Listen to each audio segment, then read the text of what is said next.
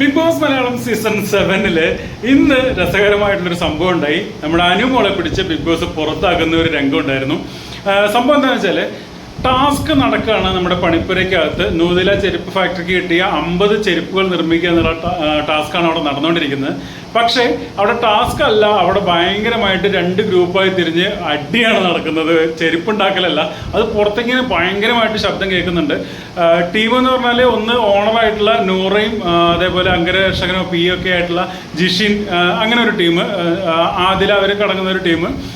Opposite സൈഡിൽ union ലീഡറായിട്ടുള്ള Akbar, പിന്നെ factory വർക്കേഴ്സായിട്ടുള്ള Lakshmi, O'Neill, Abhilash, അവരെല്ലാവരും ഒരു ടീം. അവരുടെ ലക്ഷ്യം, അതായത് അക്ബറിൻ്റെ നേതൃത്വത്തിലുള്ള ടീമിൻ്റെ ലക്ഷ്യം എന്താണെന്ന് വെച്ചാൽ ഈ ടാസ്ക് കംപ്ലീറ്റ് ആക്കാതിരിക്കാൻ എന്തൊക്കെ ചെയ്യാൻ പറ്റുമോ അങ്ങനെ ചെയ്യുക, മറ്റവർ ടാസ്ക് എങ്ങനെയാലും കംപ്ലീറ്റ് ആക്കുക എന്നുള്ള ഒരു ലക്ഷ്യം. പക്ഷെ അവർ പരസ്പരമായിട്ട് ഏറ്റുമുട്ടലിലേക്ക് അത് വന്നു. അപ്പോൾ പുറത്തേക്ക് അതിൻ്റെ ശബ്ദം ഭയങ്കരമായിട്ട് ഇങ്ങനെ കേൾക്കുന്നുണ്ട്. അപ്പോൾ ഇതെന്താണെന്ന് അറിയാൻ വേണ്ടിയിട്ടാണ് നമ്മുടെ അനുമോൾ വരുന്നത്. അനുമോൾ വാതിൽ തുറന്ന് അകത്തേക്ക് കയറുന്നു.